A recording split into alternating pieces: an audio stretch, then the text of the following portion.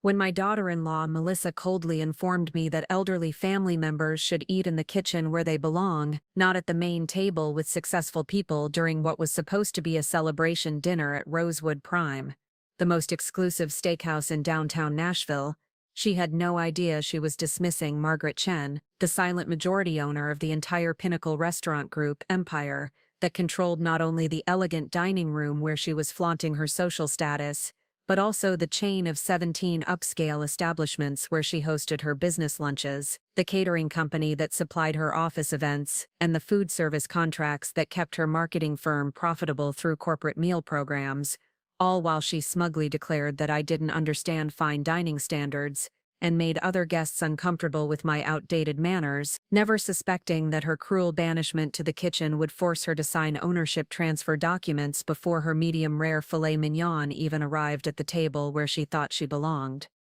Make sure to hit that like button. Share your own stories about family members who treated you like you were invisible until they discovered who you really were. And subscribe because you won't believe what happens when someone who thinks they control the dinner conversation finds out that the confused old woman they banished to the kitchen actually owns every fork, knife, and crystal glass in the restaurant where they're trying to impress their business partners. My name is Margaret Chen. I'm 72 years old. And this story begins on September 23, 2024, when I arrived at what my son David thought was just another awkward family dinner, where Mom will probably embarrass us with her outdated table manners and inability to understand modern restaurant etiquette, but was actually a carefully planned intervention designed to address the systematic disrespect and elder abuse that had been escalating ever since Melissa convinced my son that successful young professionals shouldn't be held back by elderly relatives who don't fit their social image and business networking requirements. The modest 2011 Honda Civic that I drove to Rosewood Prime that eve with its small dent from a grocery store parking incident 2 months earlier, and the slightly faded paint that comes from 13 years of faithful service in Tennessee's harsh summer, perfectly supported the narrative that Melissa had been crafting about my supposed financial limitations and social inadequacy. The dashboard, worn smooth from years of careful driving to church services, library volunteer shifts, and doctor appointments, contained the kinds of items that reinforced every assumption about elderly women living on fixed incomes. A small container of tissues from the dollar store, reading glasses in a case decorated with sunflowers that I'd purchased at a pharmacy chain, and parking quarters stored in an old mint tin that my late husband Robert had used for his daily coffee money back when such modest indulgences represented significant budget consideration. The simple navy dress from Kohl's that I'd chosen for this particular dinner, purchased 3 months earlier during their senior citizen discount event,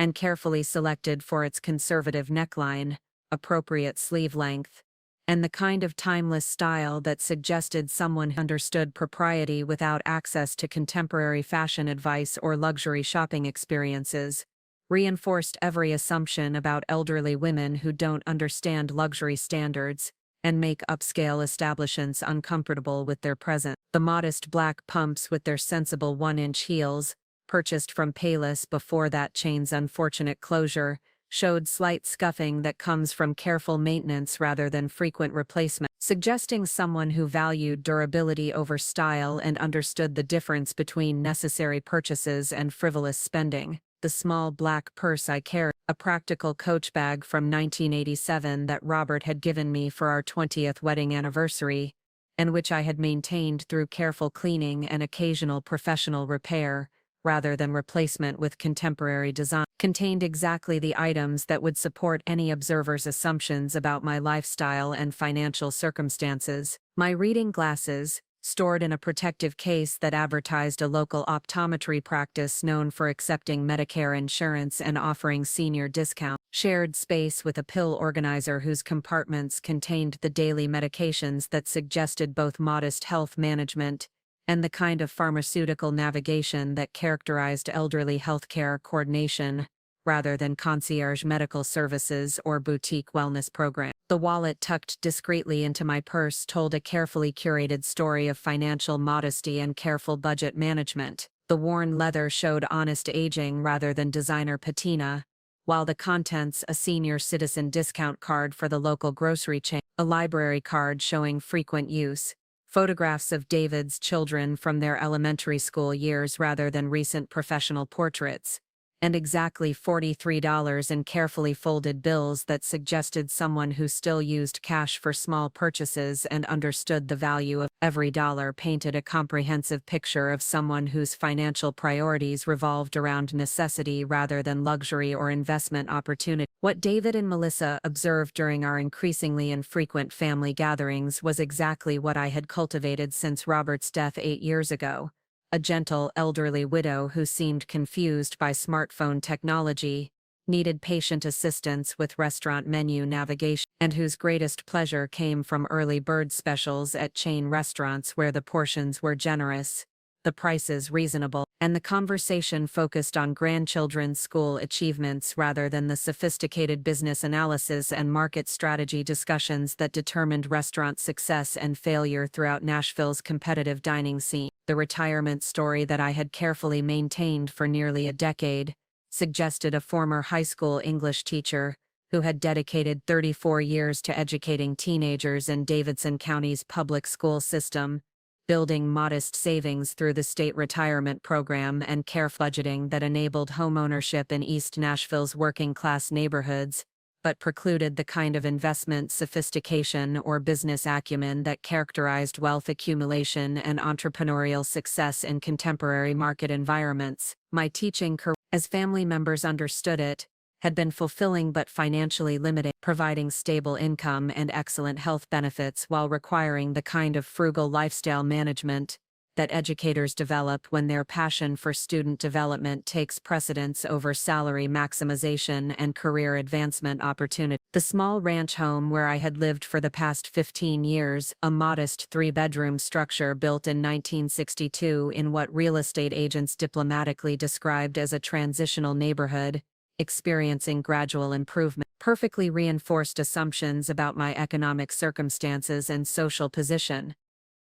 The house, which I had purchased after Robert's death using his life insurance proceeds and my teacher's retirement savings, featured the kind of practical improvements and careful maintenance that suggest someone who understood the value of homeownership while lacking the resources for luxury renovations or professional interior design that characterized the upscale lifestyle preferences of successful young professionals. The front yard where I maintained a small garden featuring tomatoes, pepper, and herbs that I tended with tools purchased from hardware store clearance sales and seeds saved from previous seasons, provided both modest food supplementation and the kind of productive hobby that characterized elderly women who understood self-sufficiency and found satisfaction in simple pleasures that didn't require significant financial investment or sophisticated horticultural knowledge. The vegetable garden visible from the street and carefully maintained despite my supposed limited mobility and energy reinforced neighborhood perceptions of a sweet, elderly widow who stayed active through modest pursuits,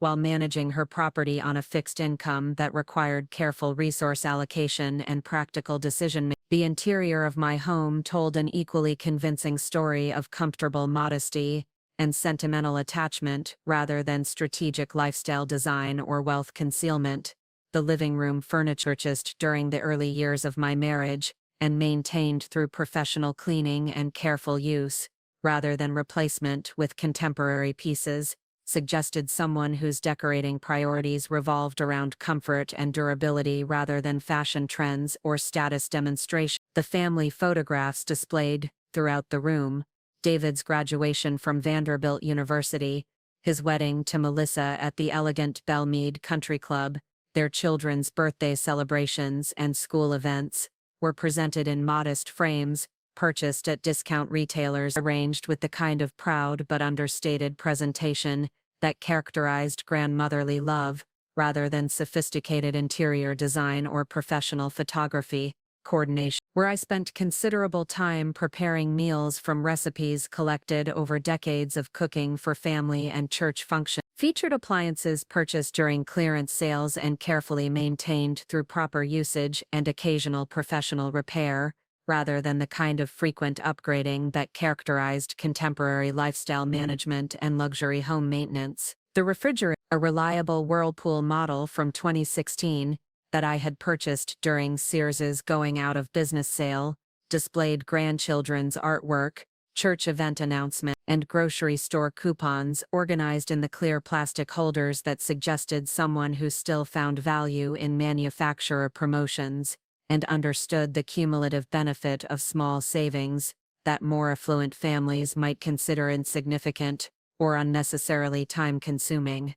My daily routine, as David understood it through our brief weekly phone conversations and his increasingly dutiful monthly visit, perfectly reinforced every assumption about elderly limitations and the kind of gentle cognitive decline that characterized aging gracefully while maintaining independence through careful routine management and community support system. He observed me clipping coupons at my kitchen table each Sunday morning, organizing them in a recipe box that Robert had built during our early marriage, and which I had maintained as both practical storage and sentimental connection to happier times, when such projects represented shared household management rather than solitary budget optimization. The grocery shopping expeditions that David occasionally observed during his visits suggested someone whose purchasing decisions revolved around senior citizen discount days, promotional sales that provided genuine savings opportunities, and the kind of careful meal planning that characterized households where food waste represented financial irresponsibility and menu variety required creative use of affordable ingredients, rather than access to specialty stores or gourmet markets that catered to affluent customers with sophisticated palates and unlimited food budget. The 2011 Honda Civic that served as my primary transportation reinforced every assumption about elderly driving habits and financial limitations that prevented vehicle upgrades based on preference rather than necessity. With its manual transmission that I had learned to operate during an era when such skills were more common and automatic transmissions represented luxury options rather than standard equipment, showed the honest wear that comes from 13 years of careful maintenance and practical usage than the frequent replacement schedule that characterized contemporary automotive consumer behavior among families with sufficient disposable income for lifestyle preferences and status demonstration. The small dent in the rear bump resulting from a minor parking lot encounter with a shopping cart during a particularly windy afternoon at the Kroger on Gallatin remained unrepaired, not due to insurance complications or mechanical concerns, but because the $800 estimate for bodywork seemed excessive for cosmetic damage that didn't affect the vehicle's reliability or safety performance. The faded paint on the hood and roof, showing the natural weathering that comes from outdoor parking and Tennessee's intense summer sun exposure, suggested someone who prioritized transportation function over aesthetic maintenance and understood that automotive appearance standards should reflect practical usage rather than social positioning or status anxiety. The interior of my Honda told an equally convincing story of modest transportation needs and careful vehicle maintenance. The driver's seat showed the honest wear patterns that develop from 13 years of daily use, while the original floor mats and fabric upholstery had been maintained through regular cleaning and protective measures rather than replacement, with luxury accessories or professional detailing services that characterized automotive care among families with higher discretionary income and different priorities regarding vehicle appearance and maintenance standards. The emergency kit stored in my trunk containing jumper cables purchased from AutoZone during a clearance sale, a flashlight with batteries replaced annually whether needed or not, and a first aid kit assembled from pharmacy purchases rather than pre-packaged emergency supplies demonstrate exactly the kind of practical preparedness that characterized elderly women who understood self-reliance and emergency planning without access to roadside assistance services, or the kind of automotive support systems that contemporary luxury vehicle ownership provided through manufacturer warranties and dealer service programs. The technology struggles that I performed during family interactions, asking for help with smartphone applications that seemed to change their interfaces without warning, expressing confusion about social media platforms that younger family members navigated with effortless expertise, and requesting assistance with online banking systems that appeared designed for users with different cognitive frameworks and technological assumptions, reinforced assumptions about generational differences and the digital divide that separated elderly confusion from younger sophistication in managing contemporary business communications and financial coordination. During family gatherings, I would carefully demonstrate appropriate confusion when David or Melissa attempted to show me restaurant reservation apps, food delivery services, or the kind of digital payment systems that characterized modern dining experiences and hospitality industry engagement. Questions about why restaurants don't just take phone calls anymore, and how people know if the food is good without talking to someone who's eaten there before, suggested someone whose restaurant experience remained rooted in traditional customer service models and word-of-mouth recommendations rather than online review systems and digital marketing strategies that shaped contemporary dining decisions and hospitality industry success. The apparent financial anxiety that I displayed when restaurant bills arrived, family members discussed expensive purchases, or conversations turned to investment strategies and retirement planning, seemed entirely consistent with someone whose financial knowledge extended only to basic budgeting and the kind of conservative savings accounts that public school teachers used for retirement security rather than wealth building and business investment. My careful examination of restaurant menus, obvious concern about pricing, and tendency to order modest meals during family dinners reinforced assumptions about fixed income limitations and the kind of careful spending decisions that characterized elderly households, where every dollar required consideration and restaurant meals represented significant budget allocation, rather than routine entertainment or social networking opportunity. The small gifts that I brought to family celebrations, homemade cookies baked from recipes that I had perfected over decades of church potluck contributions, books purchased at library sales and carefully selected based on recipients' interests rather than current bestseller lists, and the kind of thoughtful but inexpensive presents that suggested someone who valued sentiment over monetary cost, demonstrated exactly the kind of grandmotherly affection that younger family members could appreciate, while recognizing that such gestures reflected limited resources rather than the strategic gift-giving that characterized business relationships and social positioning among successful professionals who understood luxury standards and appropriate generosity level. The Christmas presents that I provided for David's children consistently reinforced my carefully constructed financial persona.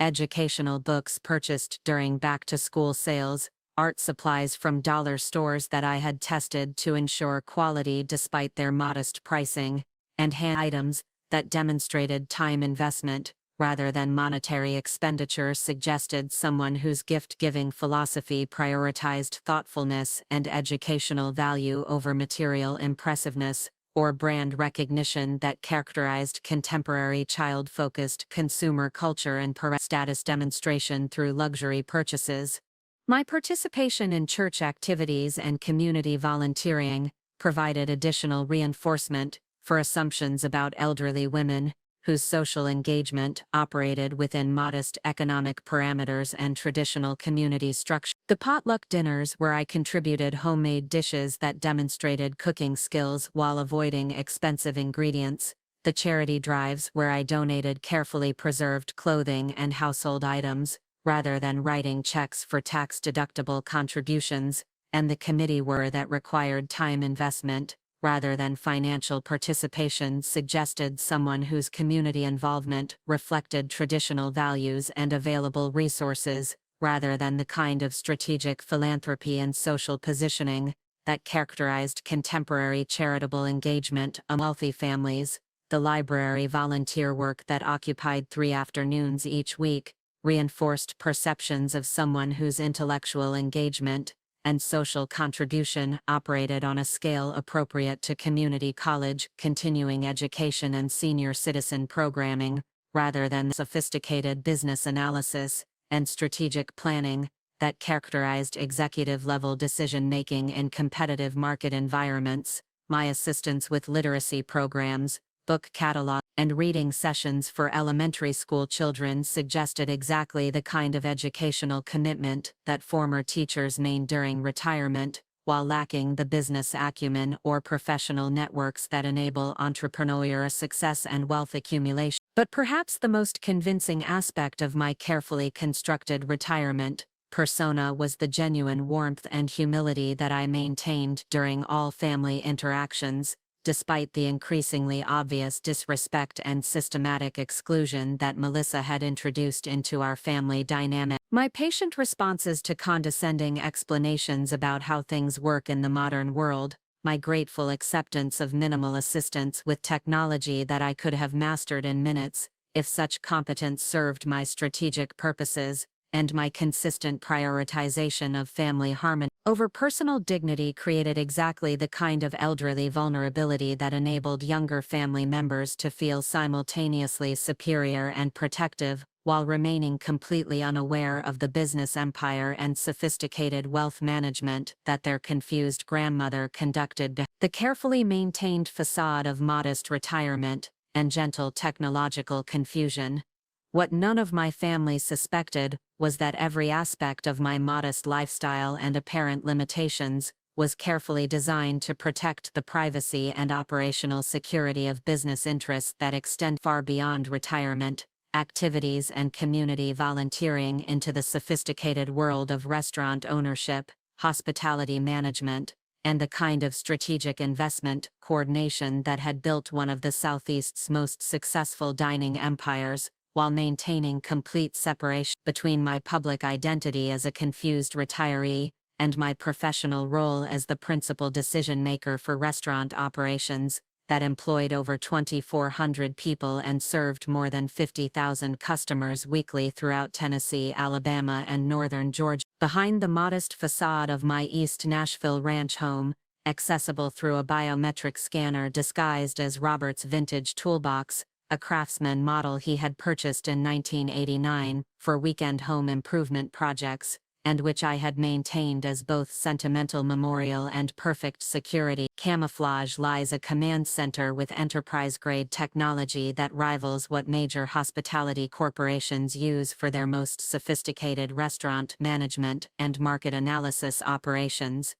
The converted basement space, which neighbors assumed contained typical elderly storage items like holiday decorations and family photographs, actually houses a comprehensive business intelligence system that monitors real-time data from 17 upscale restaurants, processes over 12,000 daily customer transactions, and manages supply chain coordination for the most successful dining empire in the southeastern United States. The multiple monitor displays that emerge from what appears to be Robert's old workbench provide three-dimensional visualization of restaurant performance data, customer satisfaction metrics, and market trend analysis that enable me to identify dining industry opportunities 6 months before they become apparent to traditional hospitality consultants and institutional restaurant investors. The quantum encrypted communication systems that connect me directly to executive chefs, general managers, and regional coordinators throughout Tennessee, Alabama, and northern Georgia operate on secure networks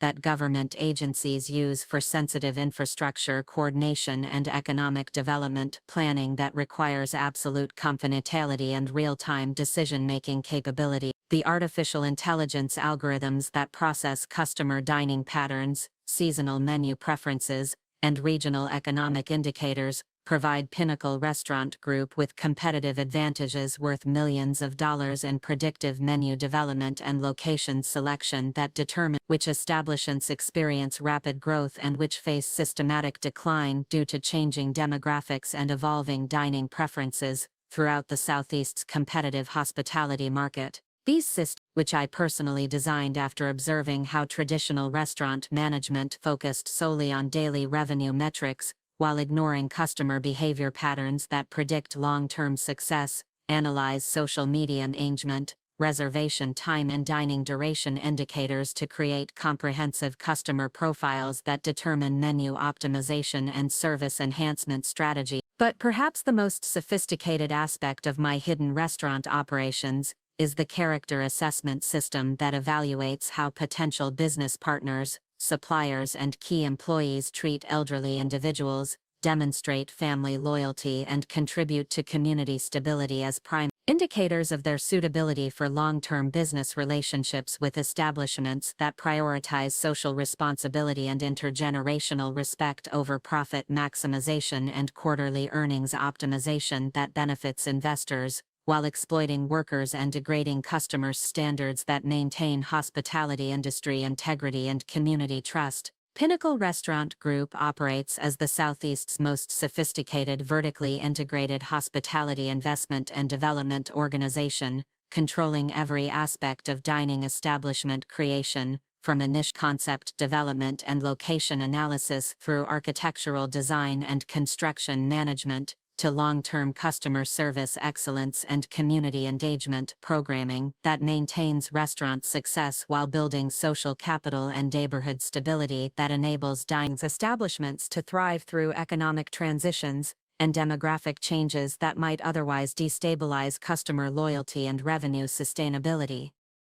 Our corporate structure carefully designed to maintain both operational efficiency and regulatory compliance across 3 state jurisdictions, while protecting my personal privacy and family relationships, includes 29 subsidiary companies that provide specialized services to restaurant develop hospitality industry consultants, food service equipment manufacturers and culinary education programs throughout the greater Nashville metropolitan area and extending south through Alabama's restaurant markets and northeast into Kentucky's emerging dining destinations that serve families across the complete economic spectrum, while maintaining our commitment to character-based partnership selection and community-centered business practices. Our primary development division, Pinnacle Hospitality Build, houses the architectural planning and construction management infrastructure that has created over 40 dining establishments throughout the Southeast, each designed according to principles that promote multi-generational family dining, elderly accessibility,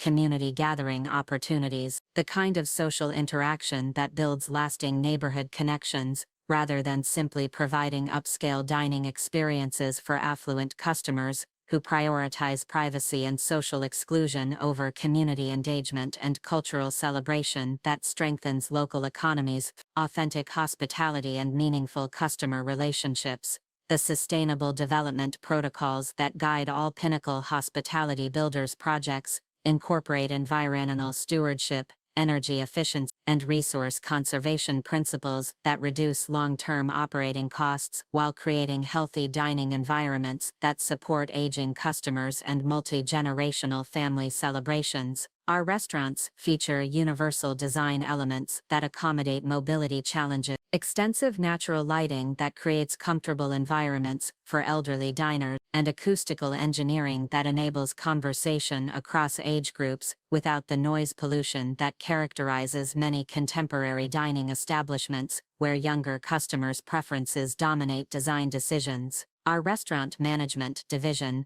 Pinnacle Dining Service, provides comprehensive operational oversight for all 17 dining establishments throughout Tennessee, Alabama, and northern Georgia, including staff training and development, customer service standards implementation, community event coordination, and the specialized character monitoring, maintains service excellence, while building customer loyalty and community support networks that enable restaurants to maintain profitability and social contribution, even during economic downturns and regional demographic transitions that challenge traditional hospitality business model. The community programming that Pinnacle Dining Services coordinates includes intergenerational dining events that connect elderly customers with young families, cultural celebration dinners that honor diverse heritage and tradition, educational seminars that build culinary appreciation and food preparation skills, and volunteer opportunities that enable restaurant staff and customers to contribute to community welfare, while building social networks and mutual support relationships that provide stability and meaning. Economic challenges and career transitions that affect hospitality industry employment and customer loyalty. Our food service supply division, Pinnacle Culinary Resources has assembled a network of local farmers, artisanal food producers, and specialty ingredient suppliers that provide fresh, high-quality products while supporting regional economic development and sustainable agriculture practices that benefit rural communities throughout the Southeast. The supplier selection criteria that govern our procurement decisions prioritize businesses that demonstrate commitment to employee welfare, environmental responsibility, and community involvement, rather than simply offering the lowest prices or most convenient delivery schedules that might compromise food quality or exploit agricultural workers. The farm partnerships that Pinnacle Culinary Resources has developed throughout Tennessee's agricultural regions include long-term contracts that provide farmers with guaranteed markets for seasonal produce, technical assistance that improves crop quality and yield,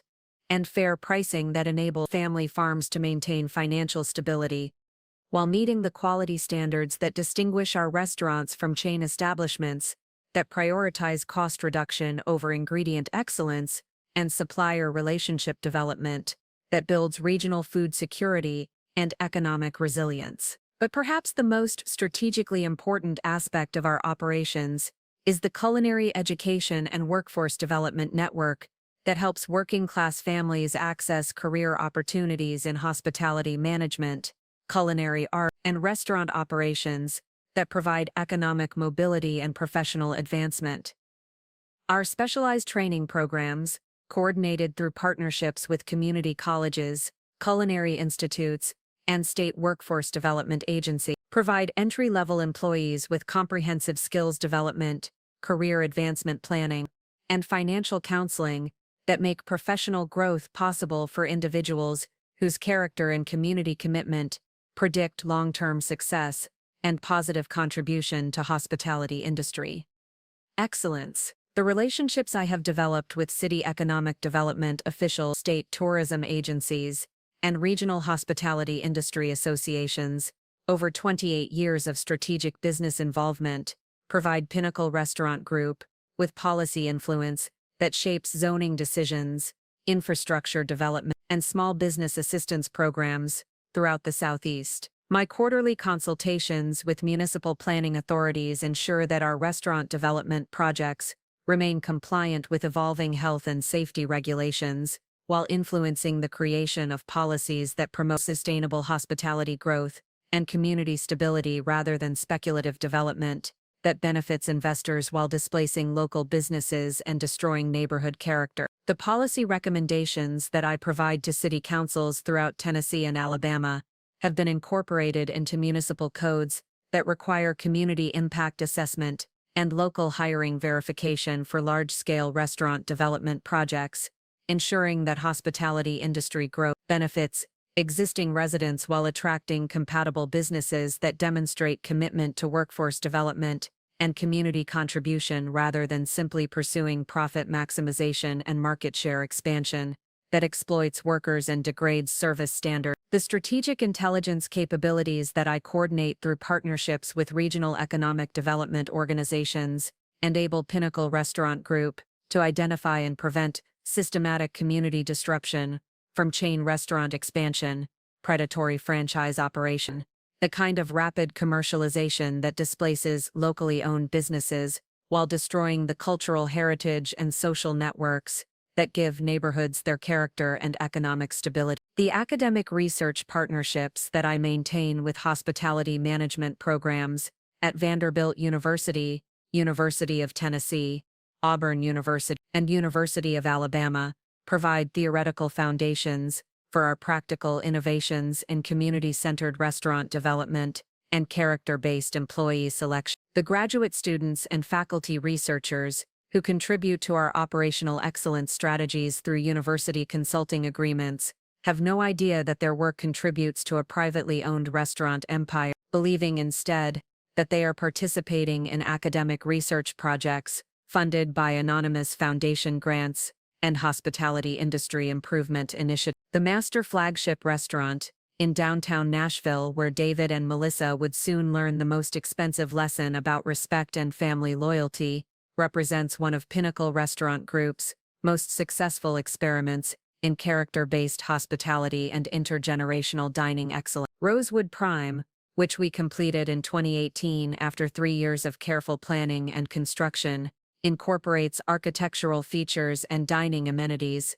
specifically designed to encourage family celebrations, elderly inclusion, the kind of multi-generational gathering that builds lasting customer relationships, rather than simply providing luxury dining for affluent professionals who prioritize exclusivity and social positioning over authentic hospitality and community connection. The neoclassical architecture that characterizes Rosewood Prime's dining spaces reflects Nashville's cultural heritage while providing modern amenities, accessibility features, and acoustical design that accommodates aging customers and multi-generational dining experience. Each dining room includes flexible seating arrangements that can accommodate wheelchairs and mobility devices, adjustable lighting systems that provide comfortable visibility for elderly diners, and noise reduction technology that enables conversation across age groups without the overwhelming volume that characterizes many contemporary restaurants,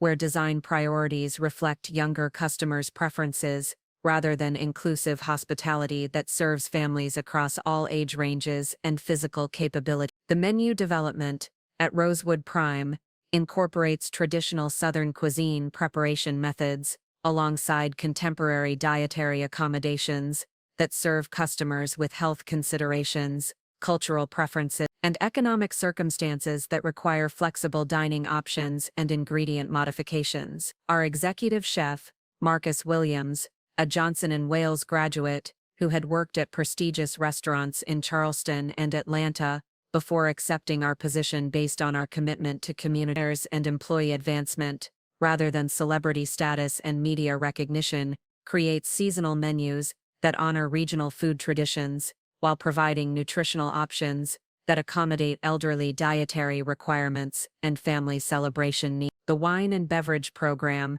at Rosewood Prime includes carefully selected regional producers alongside established international vineyards, with pricing strategies that enable special occasion dining for working-class families, while maintaining the quality standards that attract affluent customers seeking authentic hospitality rather than social exclusivity. Our sommelier, Patricia Rodriguez, provides wine education and pairing assistance that enhances dining experiences without intimidating customers who lack extensive wine knowledge or unlimited beverage budget, creating inclusive hospitality that builds customer loyalty through genuine service, rather than pretentious expertise that alienates families seeking comfortable celebration environment. The service training program that all Rosewood Prime staff complete emphasizes respect for elderly customers, accommodation for mobility limitations, and the kind of patient, attentive service that builds lasting customer relationships while maintaining operational efficiency and revenue targets. Our front-of-house manager, Jennifer Thompson, had developed comprehensive protocols for elderly assistance, family celebration coordination, and special dietary accommodation that ensure every customer receives appropriate attention, regardless of their age, physical capability, or spending level, creating authentic hospitality that reflects community values rather than profit maximization strategies. The private dining facilities at Rosewood Prime include specially equipped rooms that accommodate family celebrations, business meetings, and community events that require flexible seating arrangements, audio-visual capabilities, and accessibility features that serve elderly customers and multi-generational gatherings. These spaces, which David and Melissa had utilized for several business entertainment events, without ever suspecting my ownership connection, provide exactly the kind of sophisticated yet inclusive environment that builds customer loyalty while generating revenue through authentic hospitality rather than exclusivity marketing that limits access and alienates potential customers. The customer loyalty program that Rosewood Prime implements includes character assessment protocols that evaluate how diners treat elderly family members, service staff, and other customers as primary indicators of their suitability for continued patronage and special event access. The reservation system, which appears to operate according to standard hospitality industry practices, actually incorporates sophisticated behavioral analysis that identifies customers whose conduct aligns with our community values, while discreetly managing access for individuals whose behavior patterns indicate potential disruption or disrespect that could compromise other customers' dining experiences. The staff recruitment and advancement policies that govern Rosewood Prime's employment practices prioritize candidates who demonstrate respect for elderly individuals, commitment to family values, and community involvement that predicts long-term employee retention and service excellence. The interview process includes character assessment components that evaluate applicants' treatment of elderly family members, volunteer service participation, and demonstrated commitment to customer service that honors dignity and respect, rather than viewing hospitality work as temporary employment that requires minimal personal investment or professional development. The supplier relationships that support Rosewood Prime's food service operations extend throughout Tennessee's agricultural regions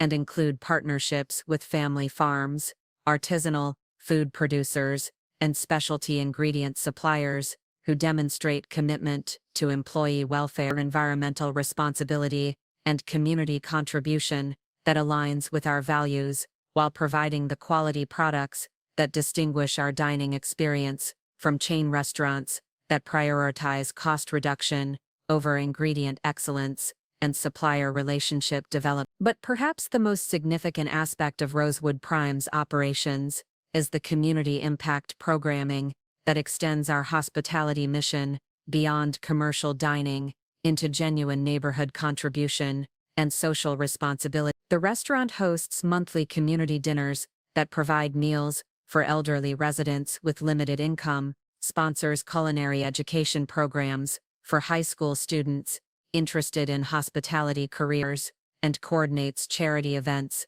that raise funds for local food banks and senior citizen support services, while building customer relationships that reflect shared values rather than transactional commerce. The downtown Nashville location where Rosewood Prime operates represents the culmination of 8 years of careful market analysis, community relationship building, and strategic positioning that created the Southeast's most successful integration of luxury dining with authentic community service and intergenerational hospitality. The building, which I had purchased and renovated through Pinnacle Restaurant Group's real estate development division, incorporates historic preservation elements that honor Nashville's cultural heritage while providing contemporary amenities and accessibility features that serve customers across all age groups and physical capabilities. The lease agreements that govern the commercial spaces surrounding Rosewood Prime include character requirements and community contribution expectations that ensure neighboring businesses contribute to downtown Nashville's cultural vitality rather than simply extracting profit through commercial activity that ignores social responsibility and neighborhood welfare. The retail establishments, professional services, and entertainment venues that occupy our building demonstrate commitment to elderly accessibility, community involvement, and the kind of social contribution that builds neighborhood stability while supporting economic development that benefits existing residents. The parking and transportation coordination that supports Rosewood Prime includes valet services, specifically trained to assist elderly customers, accessible parking spaces that exceed regulatory requirements, and partnerships with rideshare companies that provide reliable transportation for customers who can no longer drive safely or prefer not to navigate downtown Nashville's increasingly complex traffic pattern. These services, which appear to represent standard luxury restaurant amenities, actually reflect comprehensive accessibility planning that ensures elderly customers can maintain independence and dignity while enjoying sophisticated dining experience. The reservations and customer service systems that manage Rosewood Prime's daily operations include sophisticated character assessment protocols that track customer behavior patterns, family interaction dynamics, and community involvement indicators that determine eligibility for preferred seating, special event access, and the kind of personalized service that builds lasting customer relationships while maintaining operational efficiency and revenue targets that support our community programming and employee advancement initiative. The most devastating irony that David and Melissa would soon discover was that every aspect of their professional success, social position, and lifestyle achievement in Nashville's competitive business environment had been systematically facilitated by the confused elderly woman whose dignity they had repeatedly violated through condescending treatment and systematic exclusion from family celebration. The marketing firm where Melissa worked as a senior account executive had built its reputation and client base primarily through catering contracts, corporate event coordination, and business entertainment services provided by Pinnacle Restaurant Group's establishments throughout Nashville, while David's real estate development projects had succeeded due to zoning support, municipal cooperation, and community acceptance that reflected my influence with city planning officials and neighborhood associations. The relationship between David and me, that would eventually be corrupted by Melissa's influence and social ambitions, had begun with genuine respect, cultural pride, and the kind of intergenerational bond that creates lasting family strength and community connection. During David's childhood in the 1990s and early 2000s, when Robert was still alive and our East Nashville home served as the gathering place for extended family celebrations, holiday traditions, and weekly Sunday dinners that brought together 3 generations of our family, David would spend entire weekends with us, learning about Chinese cultural traditions, family history, and the values of hard work, education, and respect for elderly wisdom that I had hoped would guide his character development throughout his adult life and professional career. Those early years were filled with projects that taught David practical skills while building our relationship through shared accomplishments and cultural education that connected him to his heritage and family legacy. Robert would involve David in home improvement projects, painting the front porch each spring,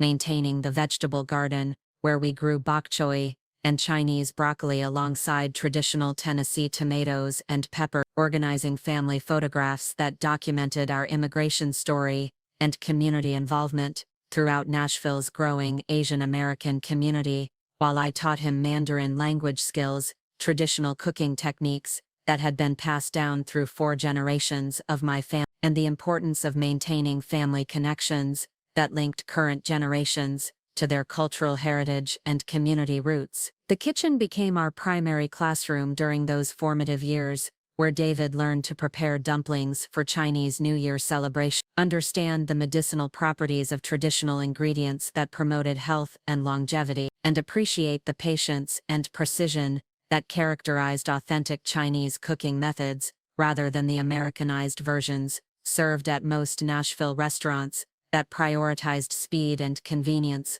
over cultural authenticity and nutritional value. These cooking lessons, which David initially approached with the impatience typical of American children who preferred instant gratification to careful preparation, gradually taught him the value of tradition, the importance of following established procedure, and the satisfaction that comes from mastering skills that connect individuals to their cultural heritage and family history. The conversations we shared during these cooking sessions revealed David's natural intelligence, his curiosity about business operations and economic principles, and his genuine interest in understanding the systems that determined which families achieved prosperity and which struggled with financial instability, despite their hard work and educational achievements. When David was 12 years old, he would sit at our kitchen table while I prepared ingredients for traditional dishes, asking thoughtful questions about restaurant management, food service economics, and the business strategies that enabled some dining establishments to succeed while others failed, despite serving comparable food and maintaining similar service standards. These discussions provided perfect opportunities to teach David about business ethics, customer service excellence, and the importance of treating all people regardless of their age, economic status, or cultural background, with dignity and respect that honored their humanity, while building the kind of reputation and character that enabled sustainable success in competitive business environments. I would explain how successful restaurants succeeded not just through good food and efficient service, but through creating environments where customers felt welcomed, valued, and respected, where elderly diners received the same attention as wealthy business executives, and where family celebrations were honored and accommodated rather than viewed as inconvenient complications that interfered with profit maximization. The family values that Robert and I tried to instill during David's childhood emphasized the importance of intergenerational sepulchral pride, educational achievement, and the kind of character development that enables people to succeed professionally while maintaining their moral foundation, family loyalty, and community connections that provide meaning and stability throughout life transitions and economic challenges. We taught David that true success required balancing personal achievement with family responsibilities, that elderly wisdom deserved respect and consideration, regardless of its packaging, in aging bodies and outdated technology skills, and that financial prosperity created obligations to support family members and contribute to community welfare, rather than simply accumulating material possessions and social status that demonstrated individual achievement without regard for collective welfare. The educational support that Robert and I provided during David's elementary and high school years included homework assistance that went far beyond typical parental involvement, college preparation guidance that incorporated both academic achievement and character development, and the kind of consistent encouragement that helps first-generation college students develop confidence and academic ambition while maintaining cultural identity and family connections that provide stability and meaning throughout educational challenges and career development. When David struggled with advanced mathematics during his junior year at Hillsborough High School, I spent countless hours helping him understand business and economic concepts. Using practical examples from restaurant management and hospitality industry analysis to make abstract mathematical principles relevant to real-world applications that he could comprehend and apply in both academic and professional contexts. But perhaps the most important aspect of David's childhood education was the systematic exposure to diverse economic backgrounds and cultural perspectives that Robert and I provided through our community involvement and family social network. Our Sunday dinners regularly included neighbors from various economic circumstances, church members representing different cultural backgrounds, and family friends whose professional experiences ranged from manual labor and service industry work to university faculty and business ownership that demonstrated the dignity and value inherent in all honest work and community contribution, regardless of income level or social status recognition. These gatherings taught David to appreciate the wisdom and experience that individuals from all backgrounds could offer, the importance of treating service workers with respect and gratitude, rather than condescension or entitlement, and the social responsibility that comes with educational privilege and economic opportunity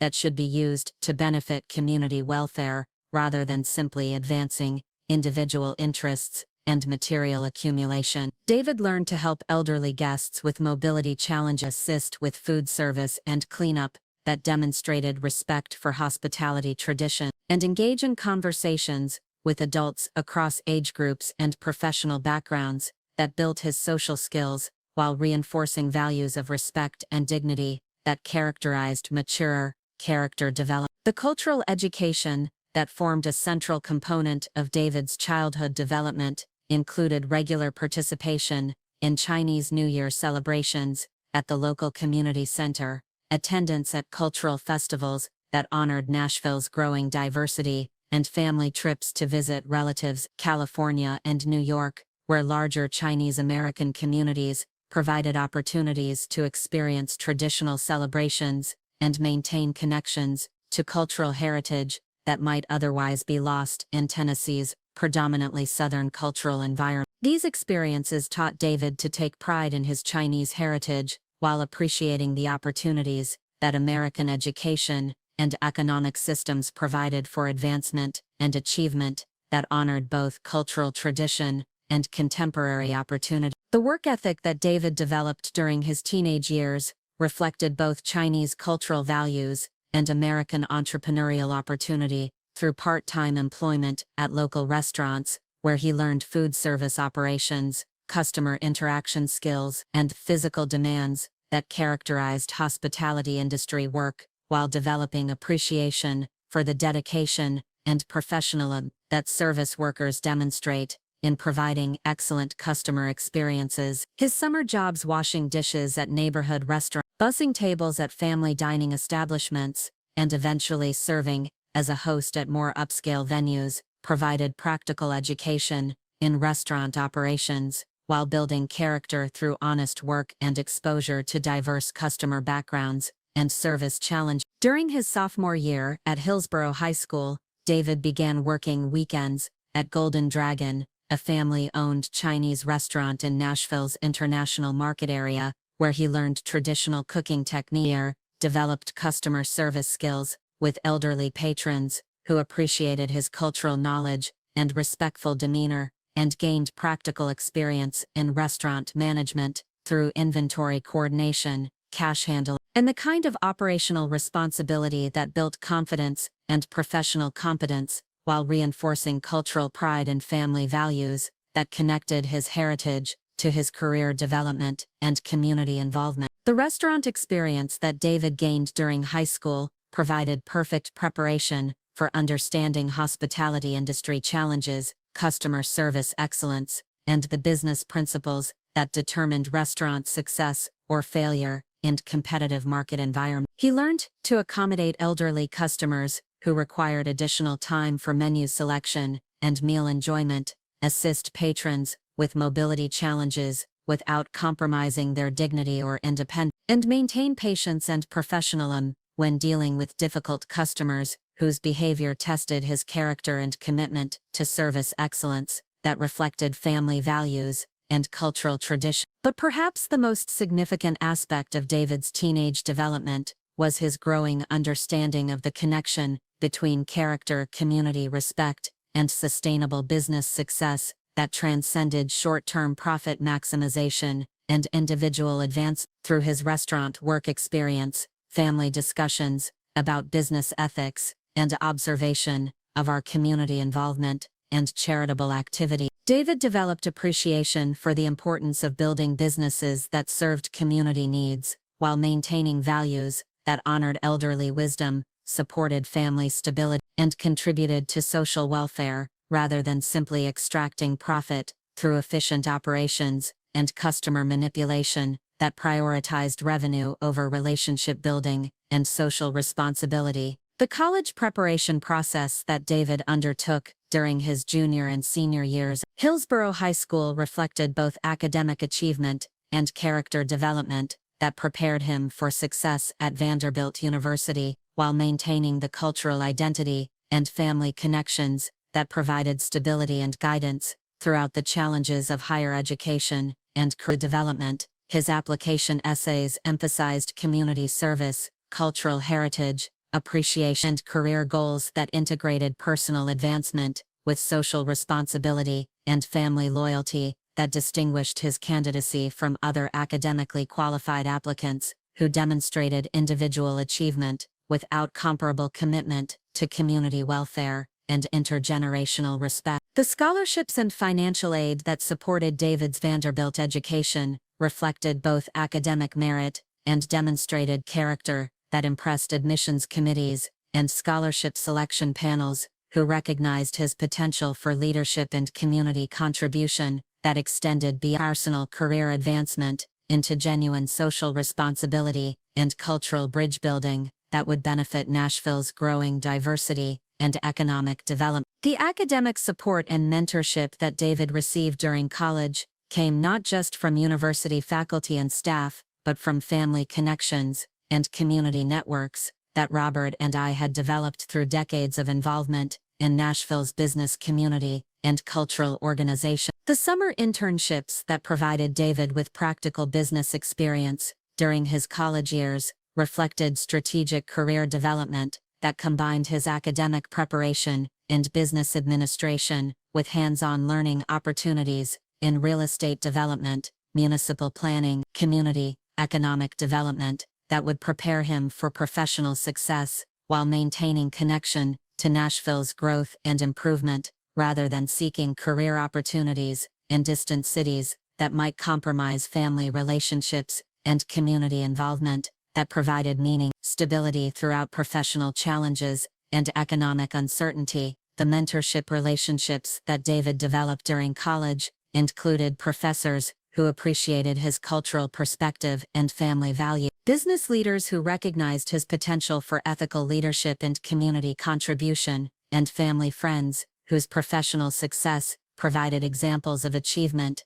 that maintained character and cultural identity while building wealth and social influence that benefited community welfare rather than simply advancing individual interest and social status, that prioritized exclusivity over inclusive prosperity and mutual support.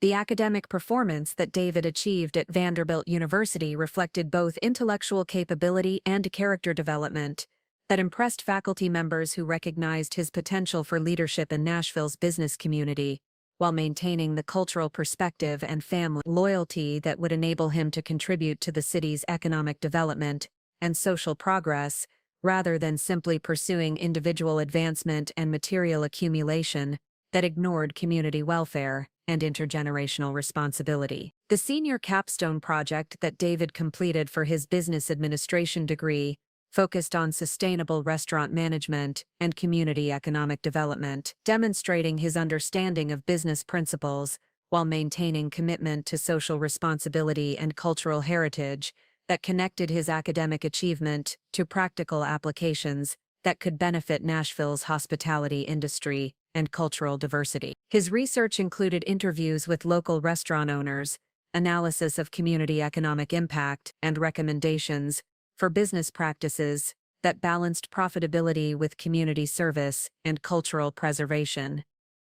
that reflected family values and educational preparation, that prepared him for ethical leadership and sustainable business success. But perhaps the most important aspect of David's college experience was his continued participation in family traditions, cultural celebration, and community activities that maintained his connection to the values and relationships that had shaped his character development throughout childhood and adolescence. Despite the social pressures and academic demands that characterized university life, David continued to attend family Sunday dinners, participate in Chinese New Year celebrations, and assist with community volunteer activities that demonstrated ongoing commitment to intergenerational respect and cultural heritage that distinguished his character from other college students, used higher education as an opportunity to distance themselves from family background and cultural identity. The graduation celebration that Robert and I hosted for David in May 2019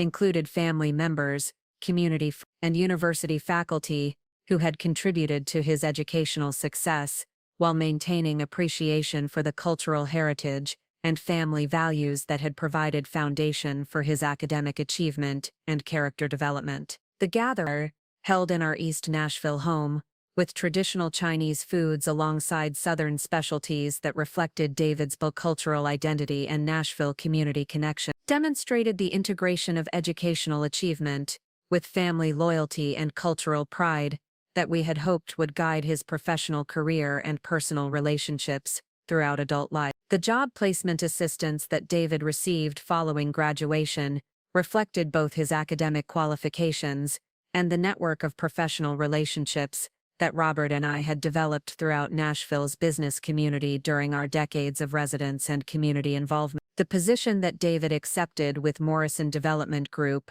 a respected real estate development firm specializing in sustainable community planning and historic preservation projects throughout Middle Tennessee, provided exactly the kind of career opportunity that would enable him to contribute to Nashville's growth while maintaining connection to family values and community welfare that characterized ethical business practice and social responsibility. The early career success that David achieved with Morrison Development Group reflected both his educational preparation and the character foundation that Robert and I had provided throughout his formative years, enabling him to build professional reputation through competent work performance while maintaining the respect for elderly wisdom, commitment to family relationships, and cultural pride that distinguished his character from other young professionals who pursued career advancement without regard for family loyalty and community contribution, that provided meaning and stability throughout professional challenges and personal development. The apartment that David rented in Nashville's Music Row area following graduation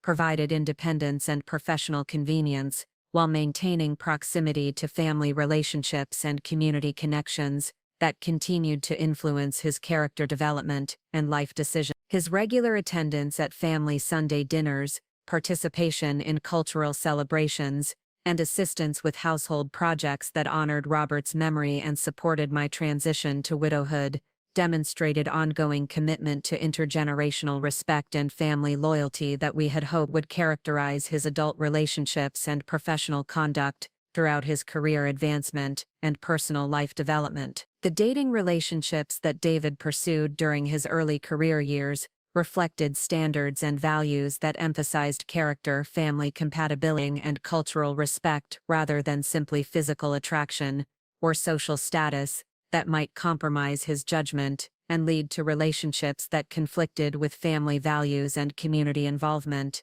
that had provided foundation for his character development and educational achievement. His introduction of potential romantic partners to family gatherings, inclusion of them in cultural celebration, and evaluation of their treatment of elderly family members demonstrated continued commitment to the values and relationship standards that Robert and I had taught him throughout childhood and adolescence. The community involvement that David maintained during his early career years included volunteer work with Nashville's Asian American Community Center, participation in cultural festivals and educational programs, and assistance with elderly community members who required help with translation technology and social services navigation that demonstrated ongoing commitment to community welfare and intergenerational support that characterized mature character development and social responsibility, rather than simply pursuing individual career advancement and personal fulfillment with regard for collective welfare and cultural heritage preservation. But the most significant aspect of David's character during his early adult years was his continued demonstration of respect and affection toward Robert and me that reflected genuine appreciation for the educational support, cultural guidance, and character development that we had provided throughout his formative years. His regular phone calls to check on my welfare, assistance with household maintenance and technology challenges, and inclusion of me in his social activities and professional celebrations demonstrated the kind of intergenerational loyalty and family commitment that we had hoped would characterize his adult relationships and provide foundation for his own family development when he met someone who shared his values and character standards. The transformation that would begin with Melissa's entry into David's life represented the systematic corruption of these foundational values and the gradual erosion of character that Robert and I had spent 2 decades building through love and consistent guidance that connected cultural heritage with contemporary opportunity, while maintaining respect for elderly wisdom and family loyalty that provided stability and meaning throughout life transitions and professional challenges that test individual character and family commitment. Melissa Hamilton's entry into David's life in October 2021 at a Nashville Young Professionals networking event, hosted at the Renaissance Hotel, downtown, marked the beginning of systematic character corruption that would gradually transform my respectful son into someone whose values could be manipulated by a woman whose privileged background and social ambitions prioritized material status over family loyalty, elderly respect, and the community values that had guided David's character development throughout his childhood and early adulthood. The networking event, itself sponsored by Nashville's Chamber of Commerce and designed to connect emerging business leaders across industries, provided exactly the kind of sophisticated social environment where Melissa's psychological manipulation techniques and strategic relationship building could identify and target promising young professionals whose success and family connections might advance her career objectives and social positioning within Nashville's competitive professional hierarchy. Melissa's background as the daughter of Hamilton and Associates marketing consultants, a boutique firm that served Nashville's entertainment industry and luxury hospitality sector, provided her with sophisticated understanding of brand management, social influence strategy, and the psychological manipulation techniques that enabled affluent families to maintain their status and expand their networks across generations of business relationships and social position. Her professional training as a senior account executive, specializing in luxury brand marketing and high-end event coordination, had taught her to identify and exploit social insecurities, material desires, and status aspirations that could be leveraged to influence purchasing decisions, lifestyle choices, and relationship priorities that aligned with corporate profit objectives, rather than individual or family welfare, that characterized authentic personal development and meaningful relationship building. The initial conversation between David and Melissa at the Renaissance Hotel networking reception revealed immediately her systematic approach to relationship evaluation and strategic partner selection that prioritized professional advancement over authentic connection and emotional compatibility. Her questions about David's educational background, career trajectory, and family economic status were skillfully disguised as casual social interest, but actually represented sophisticated assessment protocols designed to evaluate his potential value as a romantic partner who could enhance her social positioning and professional networking opportunities, while providing access to business connections and family resources that might accelerate her career advancement and lifestyle enhancement goals. Melissa's educational background from Belmont University's business program, where she had completed her bachelor's degree in marketing with a concentration in luxury brand management, combined with her graduate certificate in consumer psychology from Vanderbilt University's Owen Graduate School of Management, had provided her with comprehensive understanding of behavioral manipulation, social influence techniques, and the psychological vulnerabilities that could be exploited to reshape personal values and relationship priorities according to external objectives and strategic social positioning, prioritized individual advancement over family loyalty and community responsibility that characterized sustainable character development. The early dating period between David and Melissa during late 2021 and early 2022 revealed systematic patterns of social influence and psychological manipulation that gradually convinced David that his family traditions, cultural heritage, and community involvement represented obstacles to professional advancement, rather than sources of strength, wisdom, and character development that had previously provided meaning and stability throughout his educational and career challenge. Melissa's suggestions about optimizing his social calendar, streamlining family obligations, and professionalizing his networking activities consistently reinforced the idea that success required choosing between family loyalty and career advancement, rather than recognizing that authentic achievement integrated both personal accomplishment and community contribution through character development and social responsibility. The restaurant selections that Melissa consistently recommended for their dates systematically excluded establishments that served traditional ethnic cuisines, family-owned businesses, or dining environments that accommodated elderly customers and multi-generational family gatherings,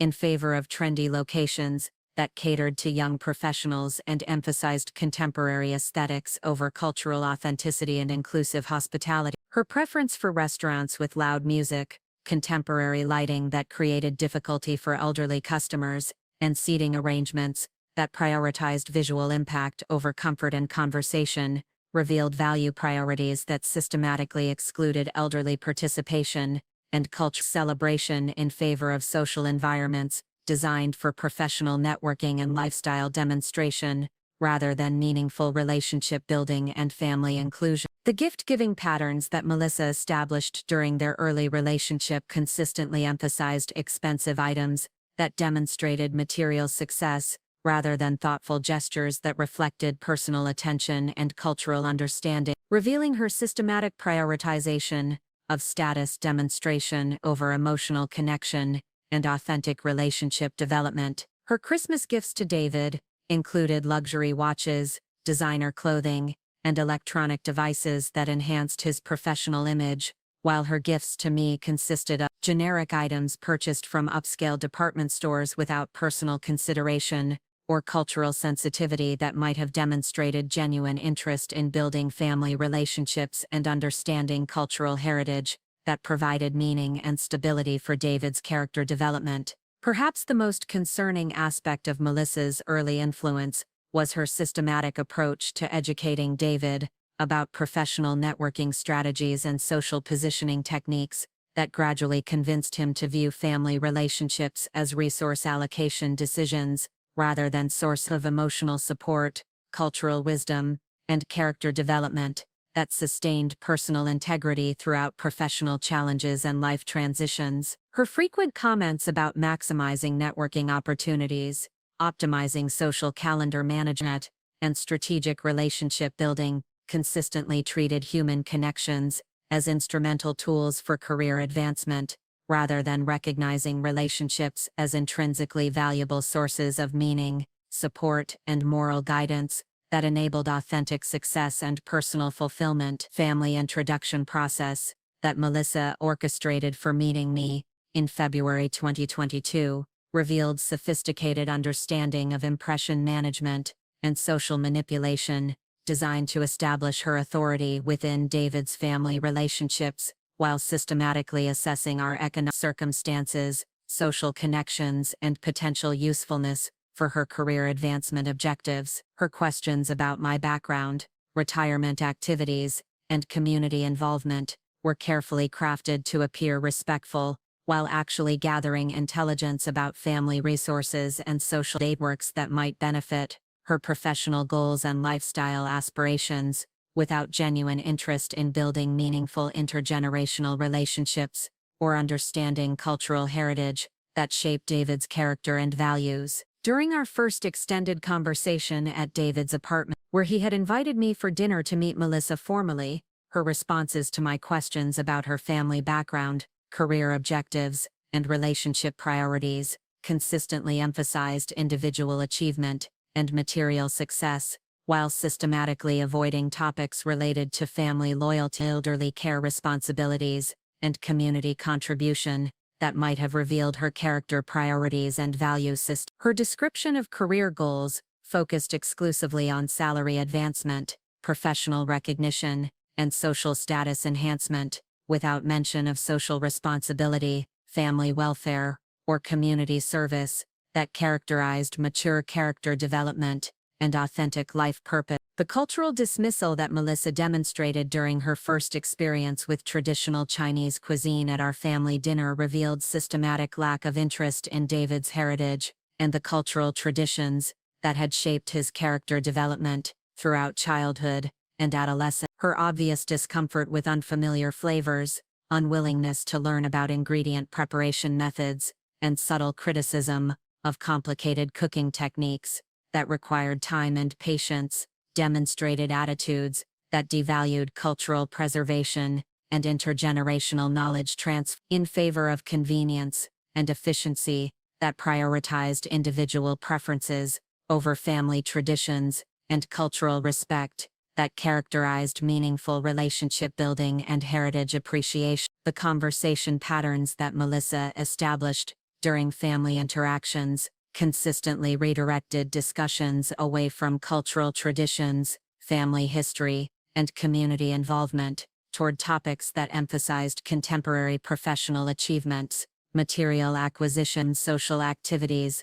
that excluded elderly participation, while reinforcing her identification with successful young professionals rather than multi-generational family systems that valued wisdom and experience alongside innovation and ambition. Her systematic interruption of my storytelling about David's childhood achievements and cultural learning experiences revealed discomfort with narratives that emphasized family influence and cultural foundation rather than individual accomplishment and contemporary relevance. The social media analysis that I conducted discreetly through Pinnacle Restaurant Group's character assessment systems revealed Melissa's online activity patterns that consistently emphasized lifestyle demonstration, professional networking, and social positioning through carefully curated image management that prioritized visual impact over authentic relationship building and community contribution. Her Instagram posts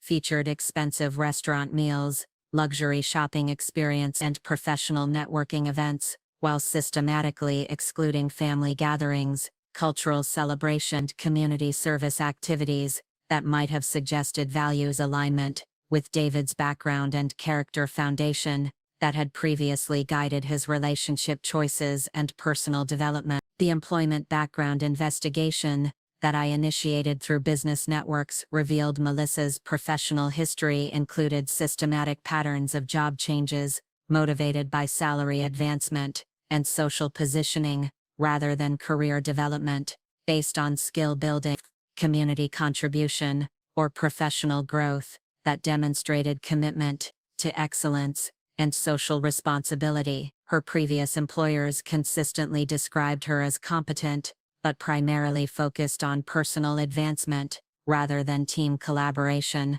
client service, or organizational mission that characterized employees who contributed to sustainable business success while maintaining ethical standards and community responsibility. The references from previous romantic relationships obtained discreetly through Nashville's interconnected professional and social network revealed concerning patterns of relationship manipulation and systematic exclusion of partners from family connections and cultural activities that might have competed with her influence and control over relationship priorities and social calendar management. Former partners described her as charming and socially sophisticated, but ultimately unwilling to accommodate family obligations or cultural traditions that interfered with her career networking and lifestyle preferences that prioritized professional advancement over relationship depth and family loyalty. The financial background analysis that I conducted through legitimate business intelligence resources revealed Melissa's spending patterns and credit management that emphasized lifestyle maintenance and status demonstration rather than savings discipline and investment planning that characterized financial responsibility and long-term security building. Her consumer debt levels, luxury purchase pattern, and credit utilization suggested someone whose financial priorities focused on maintaining social image rather than building wealth and financial stability that enabled family support and community contribution throughout economic challenges and career transitions. But perhaps the most revealing aspect of Melissa's character assessment was her systematic approach to social influence and relationship control that gradually isolated David from family connections and community involvement, while increasing his dependence on her approval and social validation for decision-making and priority management. The psychological manipulation techniques that she employed included subtle criticism of family activities as time-consuming obligations, characterization of cultural traditions as outdated practices, and systematic scheduling of professional and social activities that conflicted with family gatherings and community involvement that had previously provided David with meaning, guidance, and character reinforcement throughout his personal and professional development. The career advancement advice that Melissa provided to David consistently emphasized networking strategies and professional positioning that required systematic reduction of family involvement and cultural activity participation in favor of social calendar optimization that prioritized business relationship building over intergenerational family maintenance and community contribution. Her suggestions about streamlining personal obligations and maximizing professional development opportunities consistently treated family relationships as competitive alternatives to career success, rather than recognizing support and cultural foundation as essential resources for sustainable achievement and character development that enabled authentic leadership and social responsibility. The lifestyle modifications that Melissa introduced into David's daily routine and social activities systematically prioritized contemporary luxury and professional image management over cultural authenticity and family tradition, maintenance, that had previously provided stability and meaning for his personal identity and relationship priorities. Her influence on his clothing choices, social activity, And leisure time allocation consistently emphasized status demonstration and professional networking over family engagement and cultural preservation that connected his contemporary success to heritage, foundation, and intergenerational wisdom that characterized sustainable character development. The dining preferences that Melissa established for their relationship systematically excluded restaurants that served traditional ethnic cuisines, accommodated elderly customers, or provided environments suitable for family celebrations, in favor of trendy establishments that catered to young professionals and emphasized contemporary aesthetics over cultural authenticity and inclusive hospitality. her systematic avoidance of family-owned restaurant Traditional cooking methods and dining environments that encouraged multi-generational gathering revealed value priorities that conflicted fundamentally with David's background and the family traditions that had shaped his character development throughout childhood and early adulthood. The social circle expansion that Melissa orchestrated for David's networking and relationship building consistently excluded individuals who demonstrated strong family loyalty, cultural pride, or community involvement in favor of professional contacts who shared her priorities regarding career advancement and lifestyle optimization that prioritized individual success over family responsibility and social contribution. Her introduction of David to colleagues and social contacts Validated her approach to relationship management and professional development, systematically reinforced her influence, while weakening his connection to family values and cultural traditions that had previously guided his character development and decision-making processes. The vacation planning and leisure activities that Melissa coordinated for their relationship consistently excluded opportunities for cultural exploration, family involvement, or community engagement in favor of experiences that emphasized luxury lifestyle demonstration and professional networking. Through exclusive social activities and expensive destination experiences that reinforced their identification with affluent young professionals rather than culturally grounded individuals who valued family wisdom and community contribution alongside personal achievement and material success. The financial planning discussions that Melissa initiated regarding their relationship future revealed systematic approaches to resource allocation and lifestyle management that prioritized material acquisition and status demonstration over family support, cultural preservation, and community contribution that characterized mature financial responsibility and intergenerational wealth building. Her suggestions about optimizing household budgets consistently reduced allocations for family assistance and cultural activities, while increasing spending on professional image management and lifestyle enhancement that supported career networking and social positioning objectives.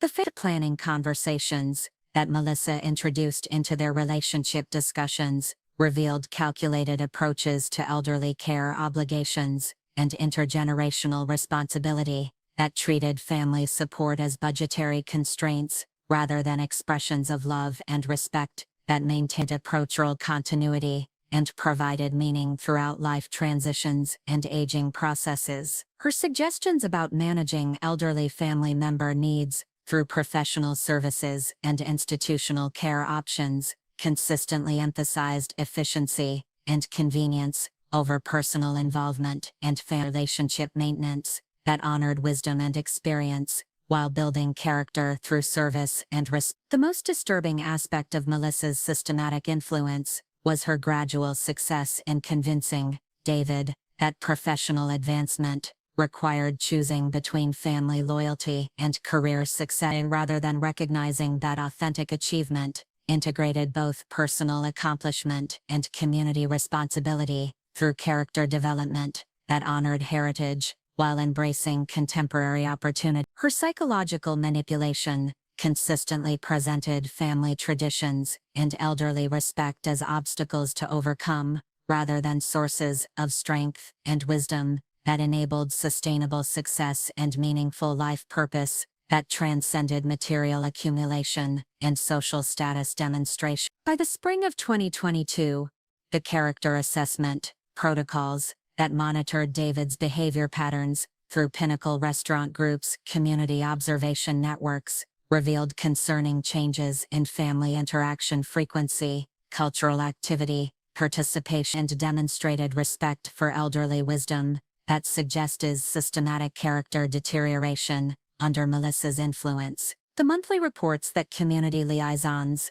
submitted documented reduced attendance at family gatherings, abbreviated conversations during family visits, and growing impatience with cultural traditions and intergenerational storytelling that had previously provided David with identity, meaning, and character guidance throughout his personal and professional development challenges.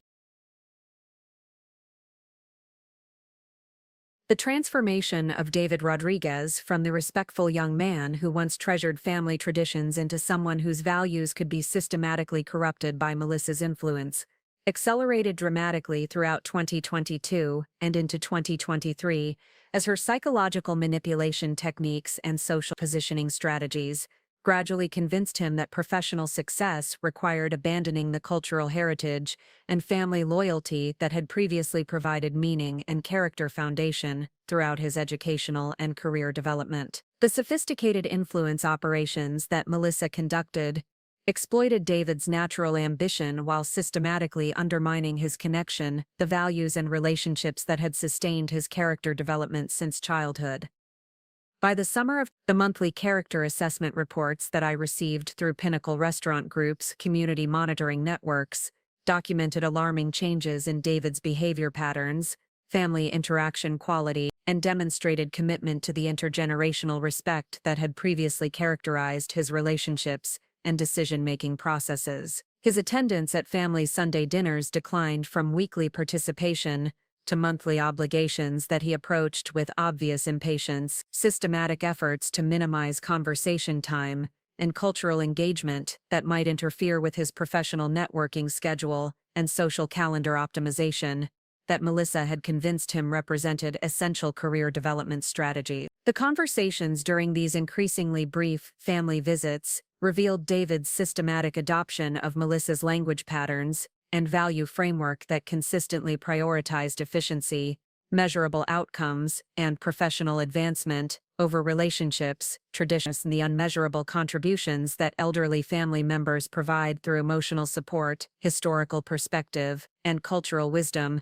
that connects current generations to their heritage and community roots. His responses to my questions about work, community involvement, and relationship priorities became abbreviated, superficial, and designed to prevent meaningful discussion that might have revealed the extent to which Melissa's influence had corrupted his understanding of family responsibility and cultural identity. The cultural dismissal that David began demonstrating during family gatherings became increasingly apparent through his obvious boredom with traditional cooking preparation, systematic avoidance of Mandarin language conversation that had previously delighted him, and growing impatience with family photographs and storytelling that celebrated our immigration experience and community involvement throughout Nashville's Asian American cultural development. His adoption of Melissa's aesthetic preferences and lifestyle choices systematically erased evidence of his cultural heritage from his apartment decoration, food preferences, and social activities, while strengthening his identification with contemporary professional culture that valued efficiency over tradition and individual achievement over family loyalty.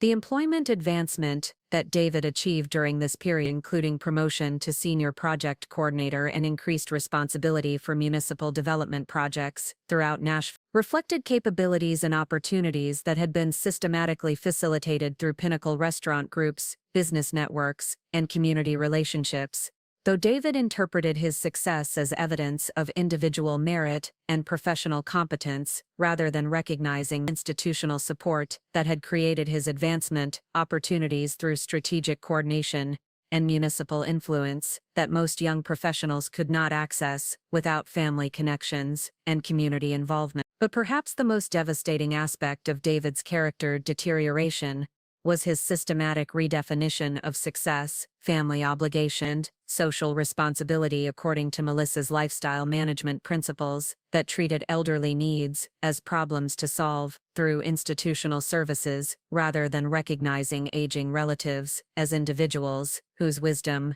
experience, and cultural knowledge deserved honor and preservation through meaningful intergenerational engagement and personal care that built character while maintaining family bonds and cultural continuity across generations and economic circumstances. The family tensions that escalated throughout 2023 reflected systematic conflicts between David's original character foundation and the values that Melissa had introduced through her influence and social positioning strategy. The Mother's Day celebration in May 2023 became particularly revealing when David arrived 30 minutes late with a generic flower arrangement purchased from a grocery store chain, accompanied by Melissa's obvious impatience with family tradition and her systematic efforts to redirect conversation toward their professional achievements and social activities rather than honoring maternal wisdom and family history that had shaped his character development throughout childhood and adolescence. The conversation during that Mother's Day dinner revealed the extent to which Melissa's influence had corrupted David's understanding of respect and family priority. When I began sharing memories of his childhood interest in cooking and cultural learning, Melissa interrupted with comments about focusing on future opportunities rather than dwelling on past activities that don't contribute to current professional development. While David's immediate agreement and suggestion that family gatherings should emphasize career advancement rather than nostalgia demonstrated how completely her psychological manipulation had overwhelmed his original values and family loyalty. The 4th of July family gathering that year provided even more concerning evidence of character deterioration when Melissa openly criticized our traditional celebration foods as too ethnic for contemporary American celebration, and suggested that David's participation in cultural festivals and community events was holding him back from networking opportunities with mainstream Nashville business leaders. Her systematic dismissal of cultural heritage and community involvement as obstacles to professional advancement represented exactly the kind of social influence that threatened not only David's character development but also his continued eligibility for residents in communities that required ongoing demonstration of family values and intergenerational respect. The employment success that David continued experiencing throughout, including recognition for outstanding project management and community development coordination, reflected results that consistently exceeded industry standards through access to municipal cooperation, community support, and regulatory facilitation that other development coordinators couldn't achieve without similar institutional assistance and network access. The awards, performance bonuses, and professional recognition that distinguished David's career trajectory were based on measurable outcomes, demonstrated exceptional capability, while concealing the systematic support that made these achievements possible through business relationships and community influence that David never recognized as strategic assistance rather than earned professional advance. The housing search that David and Melissa undertook during late 2023 revealed their systematic prioritization of social positioning and lifestyle demonstration over practical considerations and family accessibility that had previously guided his residential decisions. Their preference for upscale neighborhoods that emphasized exclusivity and contemporary amenities, while systematically excluding elderly-friendly features and cultural community proximity, demonstrated value changes that reflected Melissa's influence over David's original character and family loyalty that had shaped his previous life choices and relationship priorities. The engagement announcement that David and Melissa made in September 2023 during what was supposed to be a celebration dinner at our family home provided the first clear indication that their relationship had progressed beyond casual dating, systematic life partnership that would require immediate intervention through character assessment protocols and community oversight measures designed to protect neighborhood stability while providing education opportunities about respect, family loyalty, and the consequences that follow when social positioning develops without character foundation and community awareness. The engagement ring that David presented, a 2-carat diamond solitaire, that cost more than my annual property taxes and represented a financial commitment that's inconsistent with his stated income and savings discipline, suggested either hidden debt, accumulation, or financial assistance that he had not disclosed during family conversations about career advancement and financial planning. The expense demonstrated systematic prioritization of social demonstration over financial responsibility and suggested influence from someone whose material expectations exceeded practical considerations and long-term financial stability that characterized mature decision-making and family planning. But perhaps most concerning was Melissa's behavior during the engagement announcement dinner, including her systematic exclusion of me from wedding planning discussions, her obvious discomfort with traditional family celebration customs, and her clear indication that their future household would operate according to contemporary lifestyle management principles that minimized elderly involvement and cultural tradition maintenance in favor of professional networking and social calendar optimization that served career advancement rather than family relationship building and cultural heritage preservation. The wedding planning process that began immediately following their engagement revealed systematic efforts to exclude elderly family members from meaningful participation, while emphasizing expensive venues, professional photography, and social positioning that demonstrated material success rather than honoring family relationships and cultural traditions that provided meaning and stability for sustainable marriage foundation. Melissa's insistence on contemporary wedding customs that eliminated traditional Chinese elements, family participation customs, represented systematic cultural erasure that threatened David's identity and heritage connection, while strengthening her control over his social activities and family relationships. The Christmas celebration of 2023 became the definitive moment when Melissa's system disrespect and David's character deterioration reached levels that required immediate and comprehensive intervention through community oversight and potential consequences that could protect family dignity while providing education about respect, family loyalty, and the reality that sometimes social positioning and professional advancement require ongoing demonstration of character and community compatibility rather than simply financial qualification and career achievement. The gift exchange during our Christmas dinner revealed the extent to which Melissa had convinced David to systematically reduce financial and emotional investment in family relationships while increasing expenditure on lifestyle demonstration and professional image management that served her social positioning objective. The modest gift that they provided for me, a generic spa package purchased online without personal consideration or cultural sensitivity, contrasted sharply with the expensive electronics and designer items that they exchanged between themselves, demonstrating systematic devaluation of elderly family relationships while prioritizing couple-focused gift-giving that excluded intergenerational participation and cultural celebration. But the most devastating moment occurred when Melissa openly criticized our traditional Christmas dinner preparation as too time-consuming for modern lifestyles and suggested that future family celebrations should be outsourced to professional catering services that would eliminate the cultural cooking and family participation that had characterized our holiday traditions throughout David's childhood and provided connection to heritage and family wisdom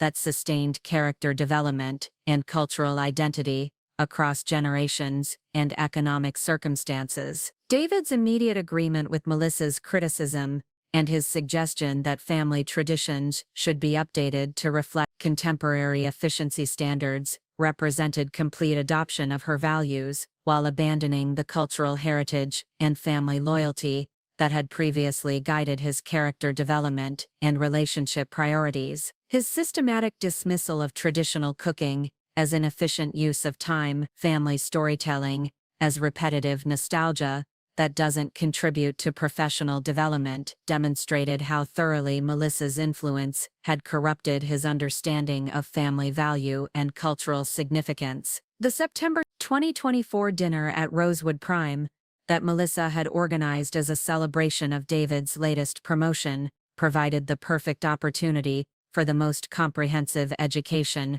about property ownership, community authority, and the consequences that follow when residential entitlement and social positioning develop without the character foundation necessary for sustainable community membership and authentic success that honors family relationships while building professional achievement through ethical conduct and social responsibility. The reservation that Melissa had made for their celebration dinner specifically requested our best table for successful young professionals, without any consideration for the fact that the confused elderly woman they systematically excluded from their social activities actually owned every crystal glass, silver fork, and mahogany chair in the restaurant where they planned to demonstrate their professional success and social positioning to business colleagues and community contacts whose approval they desperately sought for career advancement and lifestyle validation. The moment I arrived at Rosewood Prime that evening, 30 minutes after their scheduled arrival time to ensure that their guests would witness the systematic revelation of hidden authority and property ownership, the conversation among the 8 business professionals seated at their reserved table, David's colleagues from Morrison Development Group, Melissa's clients from Hamilton and Associates Marketing, and carefully selected Nashville business leaders whose approval they sought for career networking and social advancement, immediately quieted as they observed an elderly woman in modest clothing approaching what was obviously an exclusive celebration dinner for affluent young professionals. Melissa's reaction to my uninvited appearance revealed the depth of contempt and social anxiety that characterized her attitude toward elderly family members, and her systematic fear that my presence would compromise the carefully constructed social image and professional reputation that she had built through strategic networking and lifestyle demonstration designed to impress business contacts whose approval could advance her career objectives and social positioning within Nashville's competitive, professional hierarchy. Margaret, Melissa said with barely controlled anger as she quickly stood from her chair, obviously intending to minimize my visibility to her guests while asserting her authority over the social event and restaurant access. I thought I made it clear that this dinner is for professional networking and business relationship building. You don't belong here and you need to leave immediately before you embarrass David and damage the professional relationships we're trying to build with these important business leaders. The assumption underlying Melissa's demand that she possessed authority to exclude elderly family members from a restaurant where my approval determined not only table reservations, but also the business relationships and professional opportunities that her career advancement depended upon provided the perfect opportunity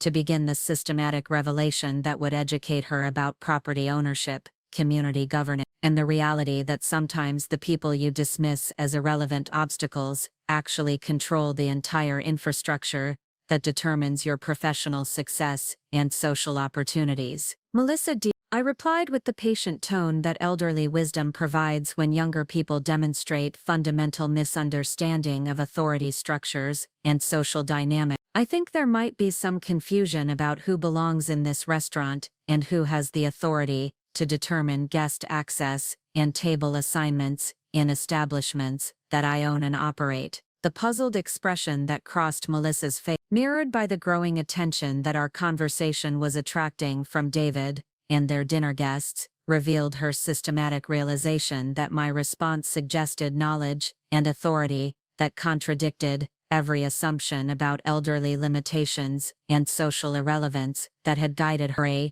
treatment of family members and her comfortable confidence in her own social positioning and professional network control. What are you talking about? Melissa demanded with increasing agitation as she recognized that our conversation was being observed by the business professionals whose approval she had worked months to secure for this celebration dinner. This is our reservation. This is our celebration, and these are our professional contacts. You have no authority or relevance here, and I'm demanding that you leave immediately before you create problems for David's career reputation and our business relation. The moment had arrived for the systematic revelation that would transform Melissa's comfortable assumptions about property ownership and social authority into comprehensive education about the hidden systems that determine restaurant access, community membership, and professional opportunity throughout Nashville's interconnected business environment, where character, family loyalty, and elder respect mattered more than social positioning and career networking for sustainable success and authentic achievement. Ladies and gentlemen, I announced to the gathering of business professionals who had assumed they were attending a celebration dinner in a privately reserved dining space. My name is Margaret Chen, and I am the founder, principal owning the CEO of Pinnacle Restaurant Group, the hospitality empire that owns and operates Rosewood Prime, where you're currently seated, along with 16 other upscale dining establishments throughout Tennessee, Alabama, and northern Georgia that serve over 50,000 customers weekly, while maintaining the highest standards of character-based hospitality and community service. The comprehensive silence that greeted this announcement revealed the systematic shock that accompanies complete worldview destruction and the recognition that fundamental assumptions about reality were entirely wrong. The dinner guests who had assumed they were networking in an elegant restaurant owned by some distant corporation suddenly realized they were dining in an establishment owned by the elderly woman who had been dismissed as an irrelevant family burden, interfering with professional celebration and social position. The beautiful restaurant, where Melissa assumed she could exclude elderly family members from celebration dinners, I continued, while observing the growing horror on her face, as the scope of her miscalculation became apparent, is actually the flagship establishment of my hospitality empire, operated according to character-based service standards that require ongoing demonstration of family loyalty, intergenerational respect, and community responsibility as conditions for continued dining privileges and restaurant access. David's expression revealed his systematic processing of information that challenged every assumption about property ownership, family authority, and the support systems that had enabled his professional success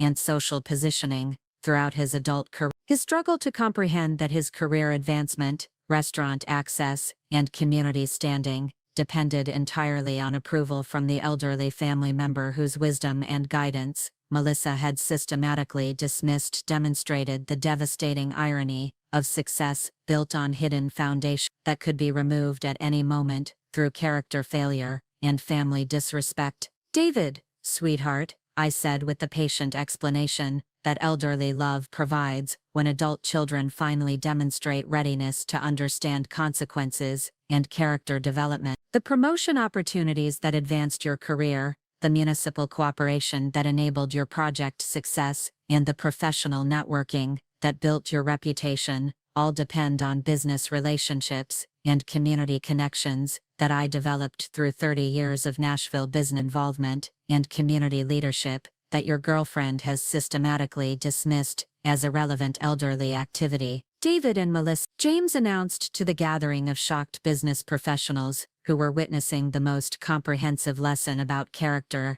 and consequences that any Nashville restaurant had ever provided. "This formal notice initiates immediate character assessment review for your continued dining privileges at all Pinnacle Restaurant Group establishments. Based on documented family disrespect and systematic violation of our community standards that require ongoing demonstration of intergenerational loyalty and elder respect." The business card that James placed on their table provided contact information for the character rehabilitation program that offered Melissa and David opportunities to rebuild their eligibility for restaurant access and community membership through demonstrated family service, elder care assistance, and community involvement that could address the character failures that had threatened their social standing, while providing education about respect, family loyalty, and the values that sustained both personal relationships and business success in communities that prioritized character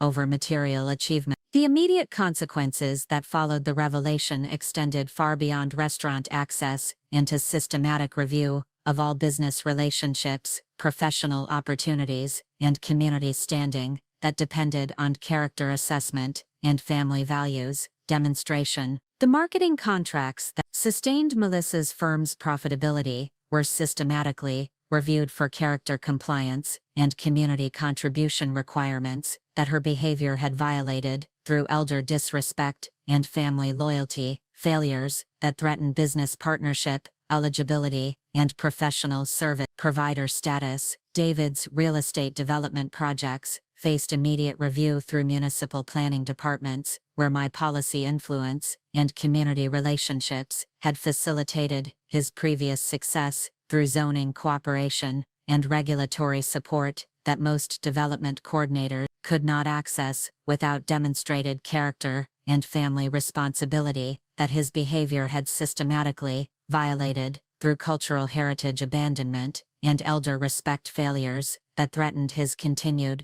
effectiveness and professional credibility. But perhaps the most significant consequence was the comprehensive education about respect, family loyalty, and community values that Melissa and David received through systematic review of their character development and social responsibility that revealed how completely they had misunderstood the relationship between authentic success and the family foundation that enabled sustainable achievement and meaningful life purpose that transcended material accumulation and social status demonstration. The character rehabilitation program that I offered David and Melissa as an alternative to permanent exclusion from community dining and business networking provided them with opportunities to rebuild their understanding of family respect, elder care, and community contribution through practice service and relationship building that could restore their eligibility for restaurant access while teaching essential lessons about character development and social responsibility that sustained both personal relationships and professional success and communities that valued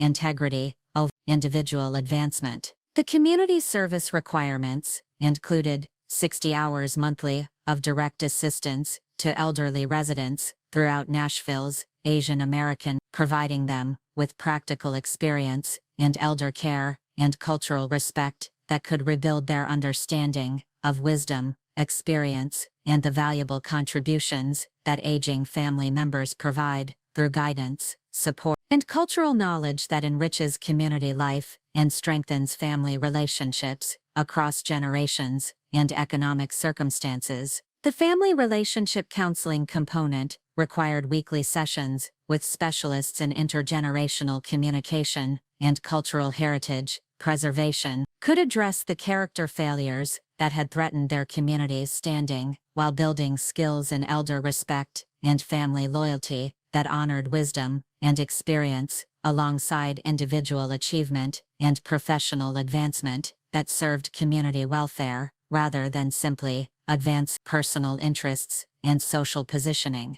The cultural education programming included participation in traditional celebrations, language learning, and community involvement that could restore David's connection to his heritage while teaching Melissa about the cultural wisdom and family values that provide foundation for sustainable character development and authentic success that integrates personal achievement with community contribution and intergenerational respect that honors wisdom alongside innovation and contemporary opportunity. The story of how a cruel daughter-in-law learned that dismissing elderly family members from celebration dinners could cost her access to the restaurants where she planned to build her professional network became the most expensive lesson about respect and community values that any ungrateful relative had ever received through direct confrontation with hidden authority and property ownership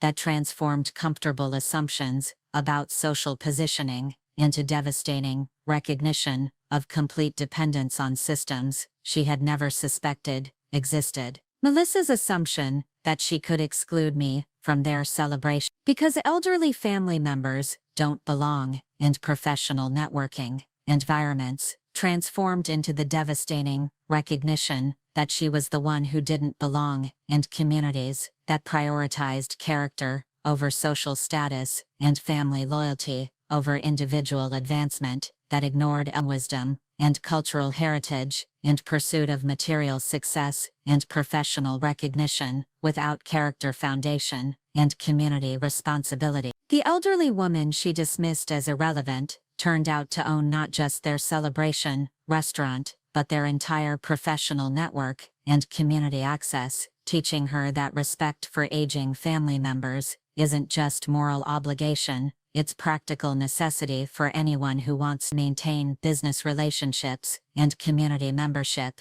and environments where character determines eligibility and family values matter more than professional networking and material success that lacks authentic foundation and social responsibility. Remember, professional success and community membership, built on genuine character and intergenerational respect, create foundations for lasting achievement and authentic prosperity, while exploitation and elder dismissal destroy not only family bonds, but also the moral foundation necessary for sustainable business relationships and community standing that honors wisdom and experience alongside innovation and individual advancement that serves collective welfare and family prosperity across generations and cultural heritage that provides meaning and stability throughout life transition and professional challenges. The rehabilitation that David and Melissa could earn through demonstrated character change and family service would teach them that authentic success requires integrating personal achievement with family loyalty, elder respect, and community contribution